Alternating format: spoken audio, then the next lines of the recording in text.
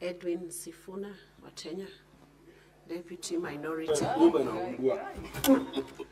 Honorable Speaker, it is an honor to go after my Deputy Party Leader has spoken on the position of the party. Honorable Speaker, I want first of all to echo the words that the Senator for Vihiga has said, that we as ODM are extremely proud of the campaign that was run by our party leader, the Honorable Raila Amolo Odinga. We are extremely proud, Honorable Speaker, because even some of us who are way younger than us were envious of his energy to put in all those hours of flights, to go to all those capitals, to go and speak to all of those people so that they can be able to support him. There is consensus across the country, Honorable Speaker, that there was nothing wrong with the candidate. We presented the best possible candidate Kenya could have. If you look at his stellar experience in public life, even on the continent as the AU infrastructure envoy for the past few years, Honorable Speaker, we had the best candidate we could put forward. Honorable Speaker, last year, I had opportunity to be a part of an observer mission, and it was the first time that I was undertaking such duties in my entire life. We were part of an observer mission for the elections in Somaliland. And that is when, Honorable Speaker, I came to realize that sometimes the decisions that are taken in our internal borders or in the borders of one country, we think sometimes that they are entirely our decision. But I'm telling you, Honorable Speaker, I learned that many people, especially your neighbors, your geopolitical neighbors, have interest in what happens in your country. Honorable Speaker, when we were there, we realized that many of the countries around Somaliland had an interest. Addis Ababa had an interest in the election in Somaliland. The people of Djibouti were watching very keenly to see what happens in Somaliland, and of course Somalia itself, because they claim that Somaliland is part of the region of Somalia. Honorable Speaker, what that experience showed me is that I am totally blindsided as a legislator, as a leader in this country, when it comes to global geopolitics. It is no wonder, Honorable Speaker, I made a decision, conscious decision, to join the committee in this House that deals with foreign relations. Because for me, Honorable Speaker, I have always felt that the lack of clarity when it comes to Kenya's foreign policy positions is a problem for even some of us. Honorable Speaker, I will give you another anecdote before I say what I want to say. When I began my journey in politics, I tried my hand in a rural constituency called Kandui. And I remember, Honorable Speaker, we used to send representatives to funerals. For instance, because I used to operate out of Nairobi, I couldn't attend all functions. And I remember the advice of one old man, that the people you send who speak in your name, Madam Speaker, they are as important as you. Sometimes even more important than you. Because that face that they see determines whether they elect you or they don't. Honorable Speaker, I was told, you must do family background checks. I can see Khalwale looking at me. Honorable Speaker, if Khalwale sends somebody to represent him at a function in Malinya, and that person has questionable character, like for instance, he's a night runner, or he's a murderer, or he has bad manners generally, then the reputation of that person rubs on you as a candidate. I want to say very clearly that there is consensus that there was nothing wrong with our candidate. The problem, as I see it and as I understand it, is the bad manners of the Republic that he was fronted by. And I want to go through those bad manners, Honorable Speaker, because it is something that is worrying to us. Honorable Speaker, people make decisions based on how they feel about you, your relationship with them. And I believe the election of the AU was no different. We were all very perturbed when a few months ago, some leaders of a rebel movement were granted opportunity to speak from our shows here.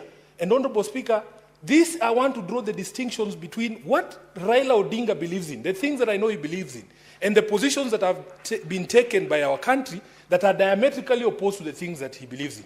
Raila Odinga is a Democrat. He would never support the appending of power other than by means of democratic processes. He would never support a situation where you have people who are threatening peace and stability in a neighboring country, and then you grant them, a stage for them to be able to perpetuate this division in their own homes. So therefore, Honorable Speaker, you have this Pan-Africanist who believes in democracy, who believes in the democratically elected government in the DRC, And then you have your own country, the sponsoring country, allowing rebel movements to have a stage in our own republic to say things and undermine democratically elected governments back home. Secondly, Honorable Speaker, there are certain things that I actually believe, like global conflicts, that I admit that maybe I do not have the solution.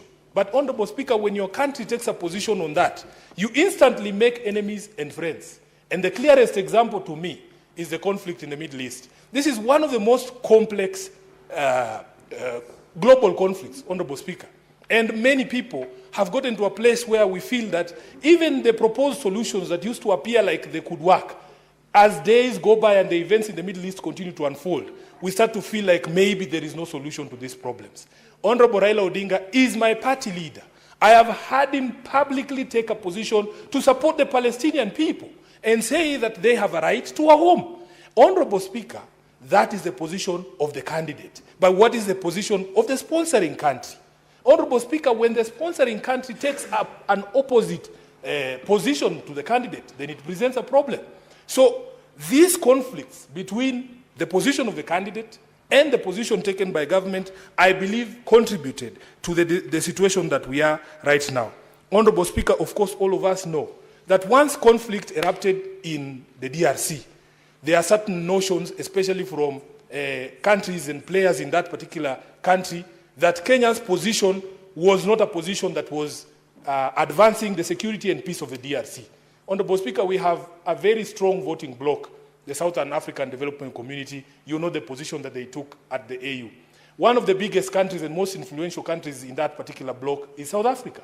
South Africa lost 13 soldiers out of that eruption of violence in Eastern DRC just a few weeks ago. The feeling that I have seen amongst many of these people is that that conflict and that emergence of violence was mishandled by the regions, and especially by Kenya. Honorable Speaker, the evidence is in the fact that when our head of state called for a regional summit to discuss that conflict, in fact, the DRC refused to attend. Honorable Speaker, these political decisions that we make here internally, Madam Speaker, they have global implications. The positions we take as a country have implications of how the rest of the country, the world views us and our standing in the community of nations. Honorable Speaker, most of us were shocked. Just a few days ago, I was sitting at KICC, and there was a red carpet rolled out, and there were very lovely ushers there. And I remember asking them, and they were all dressed in a shade of red, I think. Point of information. It's called... Point of information. Point of information. Would you wish to be informed by He's Senator? going to mess my flow of Senator thoughts. Eddie. But let him inform you. Senator Eddie, do not mess the flow of thought from the Honourable Senator's submission. Madam Speaker, this is one of my favorite leaders in the minority side, so I wouldn't want to sometimes interfere with this point of information. But I think I've listened to him using the word position of country interchangeably. Leader is that there is no country's foreign policy decision and written to those effects of those insights that you have shared. So I just want to make that distinction that position of country is different from position of individuals. Thank you, Honorable Eddie. I think I meant the position of the state of the Republic of Kenya as enunciated by the head of state, the Honorable Dr. William Samoei Ruto. And Honorable Speaker, when countries deal with you, the position is articulated by the head of state. I mean, if you tell the people of Djibouti to tell you what the position of Kenya is on an issue, they will most likely go with the position that has been enunciated by the head of state. Honorable Speaker, I was on the question of the presence of the RSF from the Sudan in Nairobi. Again, Honorable Speaker, the newspaper reports were that they were here to sign some pact that was going to put in place a new government in the Sudan. Why are we meddling in the situation in the Sudan when we know there are two warring factions? We used to play a role of mediator. When the president was President Moi, he was known for being a peacemaker. This country used to be known as a diplomatic hub where these global and regional problems were resolved. But it is no longer the case because we appear, at least the appearance of intermeddling with the internal affairs of our other countries and especially our neighbors is hurting our image. So, Honorable Speaker, after that vote was taken, I have seen a lot of submissions and people talking and saying, oh, there were Kenyans who are unpatriotic. But I want to remind Kenyans that we are a very divisive society. We have to come to accept, in fact, Honorable Speaker, as a political leader in this country, we have held the position that you must allow people to criticize you. You must allow people to insult you because, as you know, you are a lawyer like myself, Honorable Speaker, the High Court, our own High Court, has ruled that the freedom of expression extends to insults. That there is no requirement, and Senior Counsel is here, he can tell us, there is no constitutional imperative that when somebody speaks to you, they are nice to you. There is nothing like that. The protections or the limits to which the freedom of speech can reach are only the ones set out under the Constitution, and they don't extend to those things. So, Honorable Speaker, there is this debate about patriotism, and I've asked myself, what is this thing called patriotism? Honorable Speaker, we live in the city here, and in Nairobi we have one simple rule. If you love me, I will love you back. But if you do not show me love, there is no way you can expect commensurate affection from me. It is that simple. You love the people and the things that love you back. Honorable Speaker, when you speak to many of the young people, they feel that this country does not love them. From the day that you are born, Honorable Speaker, look at the situation in our maternities. Look at the situation in hospitals like Mama Lucy. The country, because of our failures to provide proper health care, is actively trying to kill you from the day that you are born. That is the situation we are born into. If you compare to other countries, Honorable Speaker, and we have traveled the country, the world, and we have seen, from the days that you are born, the way the country takes care of you, the sort of maternal health care that you are given, the sort of nutrition that you are given, you can see a country trying its best to make you survive, not a country actively coming after your life. Honorable Speaker, we go to places and we see education is free from primary school to the university. The country is actively trying to mold you into a proper citizen for the benefit of the country. It is very easy to love a country like that. But what is the situation in Nairobi? What is the situation in Kenya? Honorable Speaker, we have not done enough to make people feel like they belong to this country and that this country works for them. You cannot therefore fault people when they express anger against their own country. You cannot fault people. Patriotism, in fact, is defined not as loving your government, but loving your country. And when things are wrong, Honorable Speaker, we have a right to say that they are wrong. The politics of Kenya is very divisive. You know, people here pontificate as if the result had been different, Honorable Speaker. Can we honestly all guarantee that there would have been restraint on all of us, that we would not have over-celebrated to the annoyance of those who don't believe in our quest? Nobody can give you that guarantee. People are allowed to celebrate or to cry or to whatever, express themselves as much as they wanted.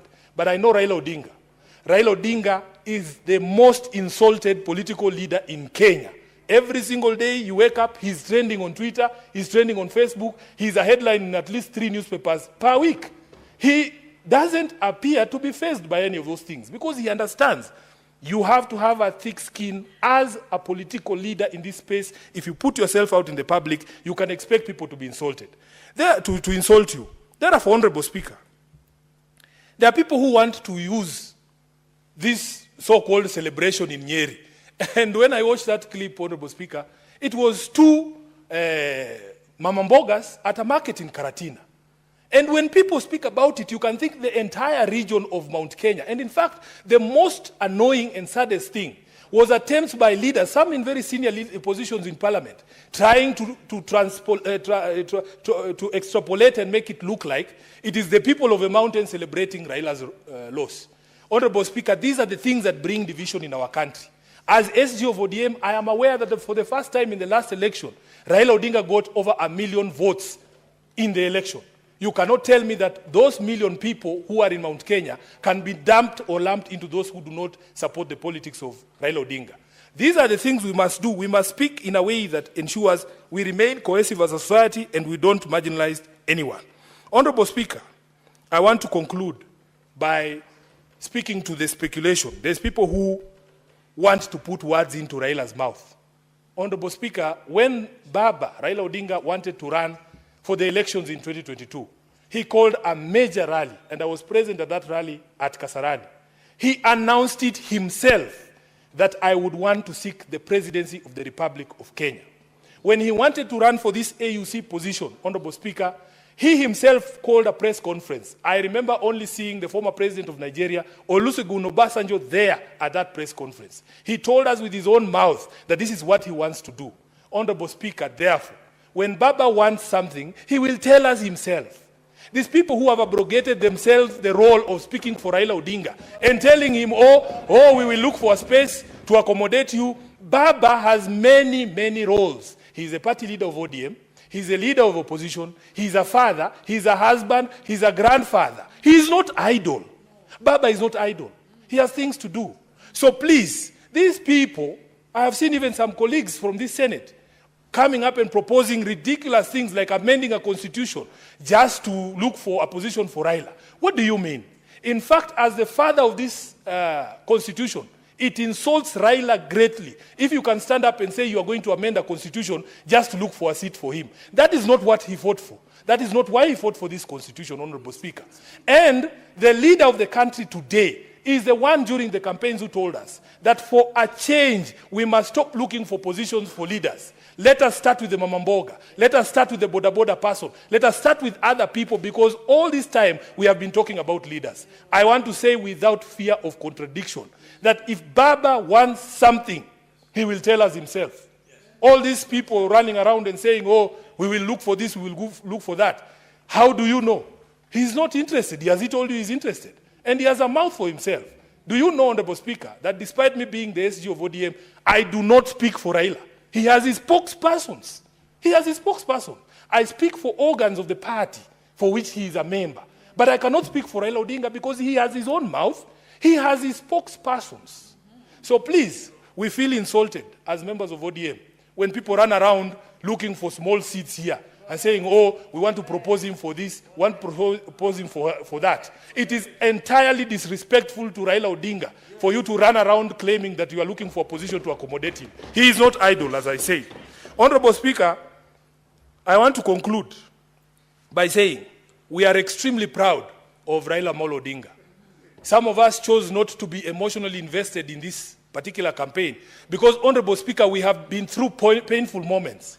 Some of us, I had been elected for the first time in 2022 as Senator of Nairobi. I never got opportunity to celebrate that win because my party leader had lost the most important position that we were looking to get. Honorable Speaker, we were depressed. When you see us here, we might appear in public like we are rocks. We are not. These things have an effect on us as people. We want to be left alone. We want to be left alone, Honorable Speaker, and we want people to respect our father. We want people to respect Raila Odinga.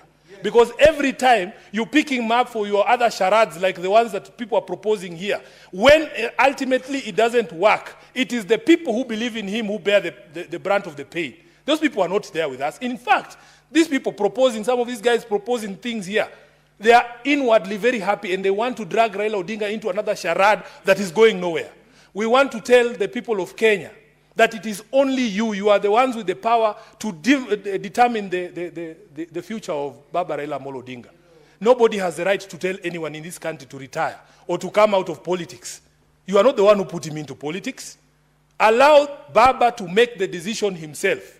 And Honorable Speaker, if you allow me, because my time is over, I want to read a quotation from Martin Luther King. This quotation hangs on the walls of Raila Odinga's office in Upper Hill. Honorable Senator Eddie, please, if you can hand me my phone so that I don't move from here. Because there are people who have been threatening us, Honorable Speaker, that when we say these things, they think, oh, you are going to be kicked out from where? From what position? These positions are not permanent, Honorable Speaker. These positions are here today and tomorrow they are gone. Add the SG. Please, just to read this. Senator, I'm adding him 1 minute to read out that quote. Honorable Speaker, Raila Odinga has a very famous office at Capitol Hill in Nairobi. If you go into that office, there's a quotation from Martin Luther King that hangs on his wall.